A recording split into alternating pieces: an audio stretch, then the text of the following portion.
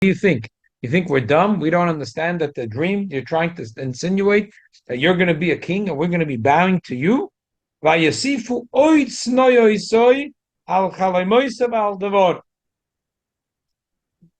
didn't like him to begin with because he was a daddy's boy and a hin, a head. They didn't like him to begin with. But now that he told them the cholim, they liked him less. Like you see, for it's no so now they had a reason to hate him. Starts. This is last week. Starts off with the dream, finishes with the dream. This week's is with the dream, all about dreams. That's what the Mikeitz says. By uns, we believe in dreams. If your name is Yosef, you better believe in dreams. In the end of brachos, in like if your name is Yosef, you better believe in dreams. It really speaks about dreams. Okay. Rashi says Ma'almin. Alan, you see the Rashi? Yeah. Second piece. Yeah. Kitargumoy, as the Targum says, Ma'asr and Estra. What does Esra mean? Esra na lo yesava bore. Oh, it's tied. It's tied. Tied like a knot. No connection. No, that is. That's the Esor and the law Esore, that those things that we tied ourselves, the knots, we untie the knots. So the Targum says, Me'almim alumim, we're tying knots. Rashi adds one word, Omrim, stalks. Omrim, stalks. V'chein noise alomoisav. Where's that in Tehillim? No, bo yove v'dino noise alomoisav. Very good. We find the same thing in the Mishnah, that the Mishnah says, okay. You see anything problematic with this Rashi? Yes. Yeah, what? An 8-year-old wouldn't get it, you're saying? But a 50-year-old also doesn't get it. First of all, usually, a lot of times if Rashi wants to say if she should look in the Targum, Rashi says one word. Kitargumai. He usually doesn't quote the Targum. He just says Kitargumai. Because usually most Chumashim are printed with the Targum on the other side. So you could see, thank you. So you could see right away, the Targum, you could see right away. Onkelos is the Targum, yeah. Was before Rashi? Yeah, Onkelos is the day of the Tanoim. It's not 1,000, maybe 800 years before Rashi. So Rashi usually says Targumai. Then he adds Omrim. Omrim means stalks.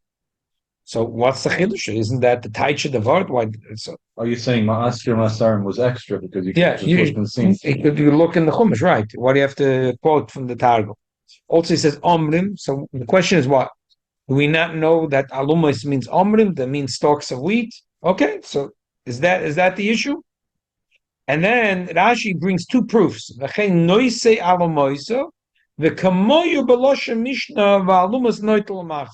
First of all, every Lambda knows whenever I give you two answers, there's already a problem. If you ask me a question, I give you two answers, there's a problem. But why is one answer not sufficient?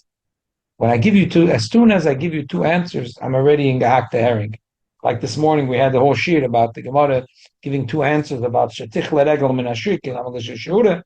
But even a child understands if you give two answers, so Rashi gives one proof and a second proof. What's wrong with one proof? And furthermore, when one person gives two answers, not when you get two answers. Right. Rashi getting more than one because they're different opinions. Exactly. Exactly. And also, why does Rashi have to add the word noise? And then Rashi says, "V'chamoyu b'loshen Mishnah." And by the way, it's not a Mishnah. It's a Gemara. It's a Brayso. It's a Tosefta. It's not a Mishnah. V'alumas noitel machris. What's negay? Noitel machris. Not noitel. Why does he have to bring the whole Mishnah?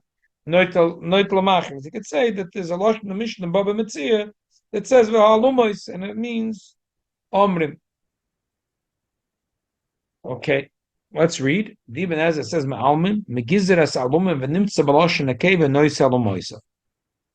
So basically, Ibn Ezra says that there's an issue of Lashon Zoch, Lashon Akeva. The Sicha Rebbe said he thought for a moment But he said it couldn't be that Rashi is concerned about Lashon Akeva, because in this pasuk itself, it finishes off Tisuben Al Moisechem. It's in Lashon Akeva. Anyway, bottom line. The Ramban says, "Kama Alumase v'gam netzava v'hine Tisuben Al Moisechem. Inyan acholam ba'alumus ki yeheru shal yidei alumus v'tfu yishtach v'loi. V'inyan Tisubeno ki yakifu oise kemelach oseid l'kidur asher avodu v'yachanu saviv loi." The Ramban says, why was the dream to do with stalks of wheat? Because that's what's going to happen, that they're going to need food, they're going to need wheat, and they're going to come to Mitzrayim to buy wheat. That's what the Ramban says. The Seforno says, V'gam nitzava, Hoyde shetiyim emshalta kayem zman oruch, that his kingdom will last for a very long time. V'chein hoyek omna molach shmoinim shana. We never find in the Kisvei HaKodesh someone was a king for 80 years. Back in history. Was 50. Huh? Recall 55. No. Right. The Rashi says, I'm sorry, not Rashi. The Seforno says, B'chol Kisvei HaKodesh, we don't find such a thing. A man should be a king for 80 years straight. That's the word. The Moshe Rabbeinu was 40 years. He didn't have a moment of peace. And Yosef had double, and he never had a problem. Unbelievable. It's remarkable.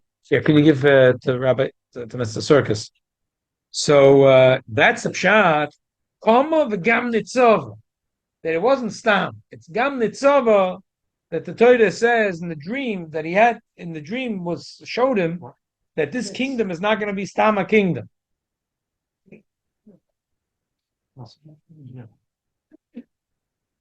The time period when he's second in command, sure. Yeah, 80 years. It's a big but thing. It already wasn't a kingdom totally on him. I mean, maybe behind the scenes. 80 years is a big deal. But the kingdom itself was the greatest kingdom at that time before he came in also. Mm-hmm. You see next piece, the Ben Ish Chai. והנה אנחנו, אירוע בחלום מאלומס הם חבילוס של מצווס. שעושים כולם יחד, והראו שהחבילוס היוסר מסקייממס מכולם. ומייסה שעובר לו עם אייס שס פייטיפר. That, number one, chavilos means mitzvahs. He's going to have stronger mitzvahs than everyone else. Why is this mitzvahs more than everyone else? Because he had the story with Eishes Peitifar. And someone that has a story, a test like this with Eishes Peitifar and stands strong, there couldn't be a bigger mitzvah man than that. V'gam nitzava, shahoye shalit v'nitzav kol eretz Mitzrayim. V'oid shekol ha'alumas shel ha'achim uchnoim mushpolim mipnei zechusa shel Yosef tlu dovar hamayim edlekulam v'zon m'farnas oisam v'niskav al-idea zeh ulo yasiru sinosam b'yodim advor.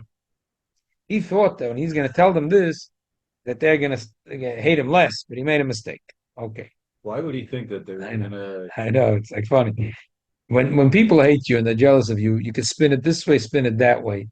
Whatever you're going to say, you can learn from this story. It's not going to help. But he was one of the wisest men that ever lived. And he okay, but he was saying this was going to get... Harry, he was 17 years old. I can't give him a break. You've learned. Tur writes, but the shtachaven al-alamosi, ein oim ha-mishtachavim li, kamoi b'chol nasheni. The fidel kamon lo yochaloim ha-mishtachavim l'kechavi, kimino yodesh u-shaloi, kan omer al-alamosi, shal-alamosi shali ois mishtachavim. If it was a star, how did you know that that star belongs to you? There's some Michigan that they advertise on CBS that they'll sell you a star. They'll put your name on a star. Yeah. So they're going to say, how do you know? So, but when it came to Alumasi, it's my stalk of wheat. I mean, it's not the pie in the sky. So Mamela. Okay, let's continue. Because the idea of the Cholam was that because of the Tvur, because they need his food, that's why they're bowing to him. That's why they showed him Alumas.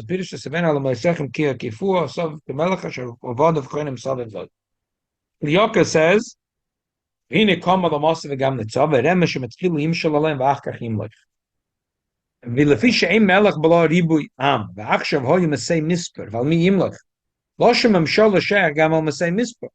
Kach Omar V'hine Komal Amasi Remez L'Zman Kima Ki Yokem Limshol Ki Loshem Kima Medaber Batchol Asoinyin Kasha Yokem Ish Al Re'eu Limshol Bay Gam Nitzova Remez L'Malchus Ke Oz Yeloi Matzev V'Yoshuv V'Ach Loi HaMalucha V'Amar B'derech Loi Zu Avzu Loimer Shaloi Zu Memshol Shiyah Shali Ala Afilo Malchus Yihi Ali Vehem hofchu inyan v'amra amalach timlech leinu mashal timshel benu loy zoy malchus shalo yiyaloch el afila memshala be'alma lo yiyaloch bonu.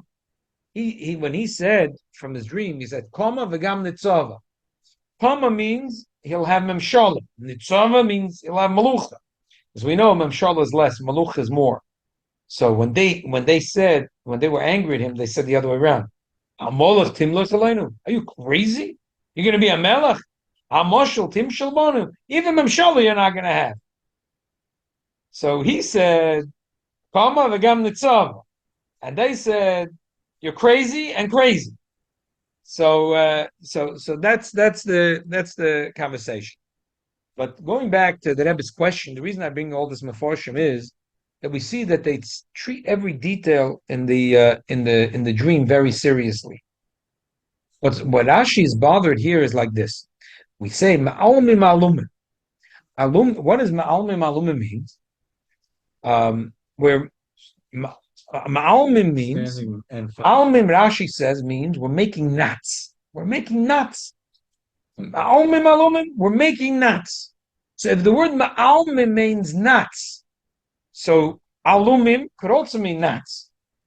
Why should the first ma'almim mean a knot and the second word mean something else? Now, in Lashon Kodesh, sometimes you have words that What is the second word? It says ma'almim alumim. So we're knotting knots. That's a very common thing in Hebrew to say for emphasis. You say the same word twice. Double lashon. Really making knots now. We're making knots. And who says that the knots that has to do anything with stalks of wheat? Maybe ma'almim alumim means we're making knots. What kind of knots? I don't know. We're tying together the goats, the sheep, and the cow. I don't know. We're making knots. That's what we're talking about in this. We're making, but how do you know we're talking about stalks of wheat? That's why Rashi says that ma'almim is ketaguma, there's a targum. Ma'asin, we're making knots.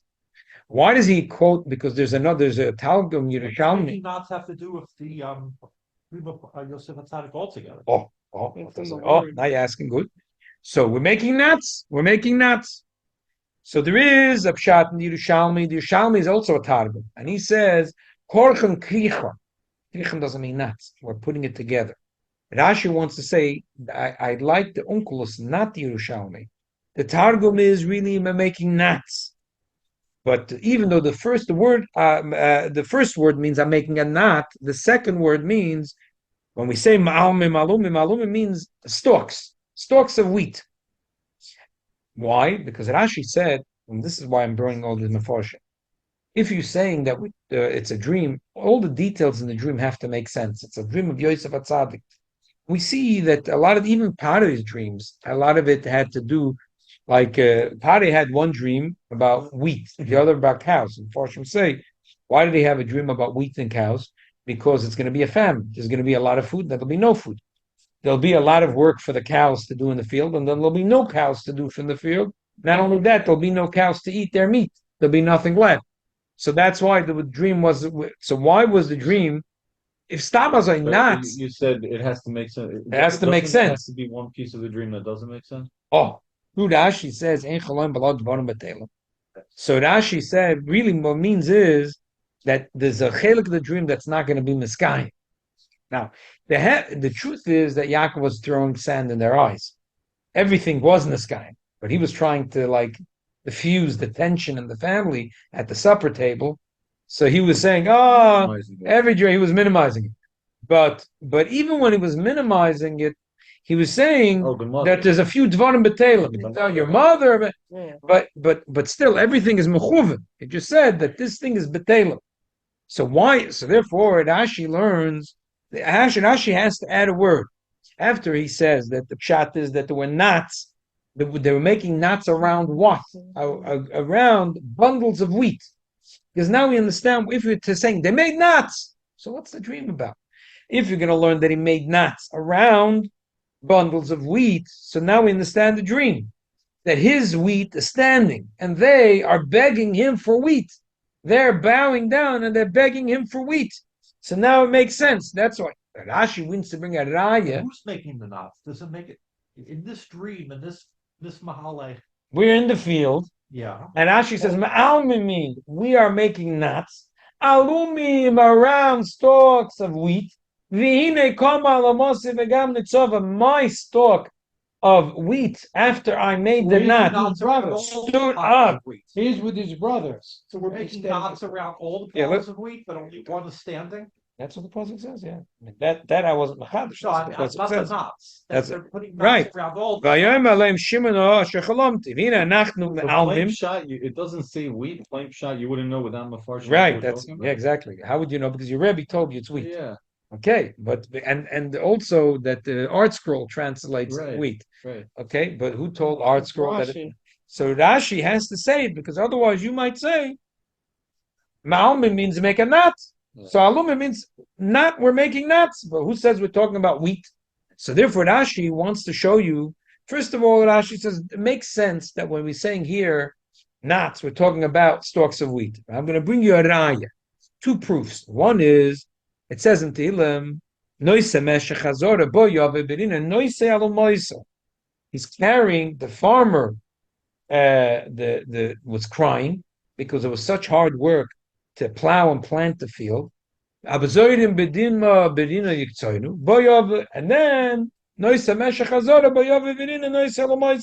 he's carrying the stalks of wheat and with a smile on his face that he has stalks of wheat. So when it says noise alumoisav, obviously alumoisav means stalks of wheat. Otherwise, what is he carrying? It says that's what Rashi has to mean the word noise alumoisav. He's carrying the stalks of wheat. But that raya, that raya is good enough to go on. Oh, so what's weak about that raya? Person could argue. It's a weak argument. But say no. Maybe it's talking about the farmer after he threshed the wheat. He takes the wheat and puts them into bags, and on the top of the bag he makes a knot, and then he's carrying. Maybe that's noisa lomoisa. He's carrying the bags that have knots on them, even though it's not such. do with the dream. That's all. Oh, Rashi wants to bring a proof that alomoisa means stalks of wheat. Why? Because the pasuk says noisa alomoisa. He's carrying stalks of wheat, but maybe the pasuk is saying noisa alomoisa. He's carrying bags of grain, and the bags have nuts on them.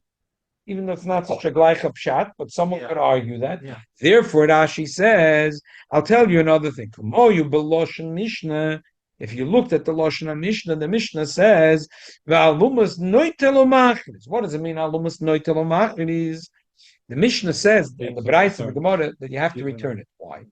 So it has a back and forth. We pass in the Gemara at the end like Rava. Why?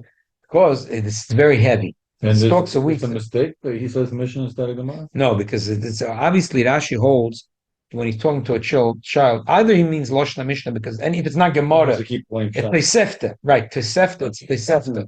It's not a Mishnah. But in the Gemara we say Tanan for a Mishnah and Tanya for a Brayso.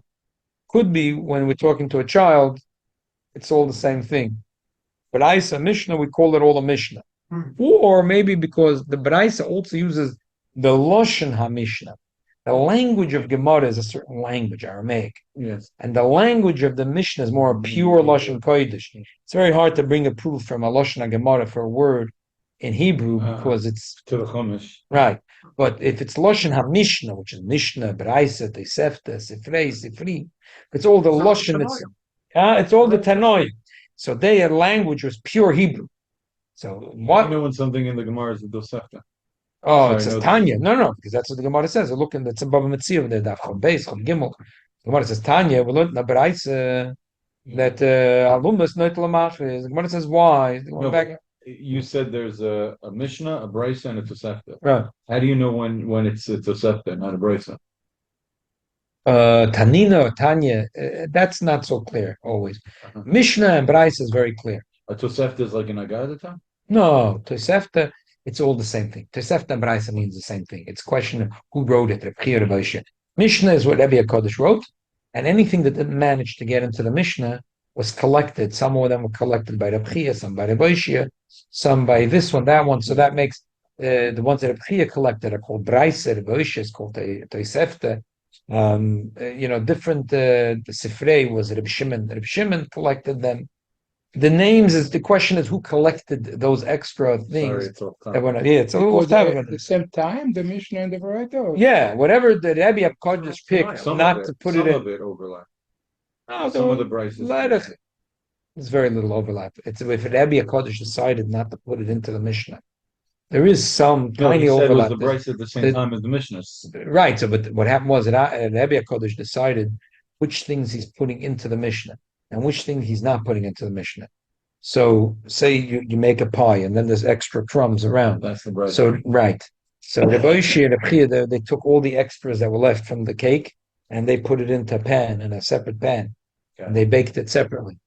So, but the lashon is a certain lashon of Tanoim. And over there, the Gemara says, why do you have to machnes? Why do you have to announce it? Because aluma is a stalk of wheat that's a lot of wheat and it's very heavy. So if a person put it down and you're going to see it, you have to announce it. Okay, how do you know that this belongs to you? So mokim simon, because it's so heavy, the person is going to say, "I tell you exactly where I left it.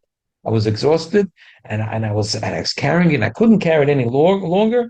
No, there's a house, 950 East 17th Street, and I put it right in front of the house, mamish in front of the front door. And the guy that found it, if he found it, there's, oh, you're right. How did you know? Oh, it belongs to you. Give it back to you.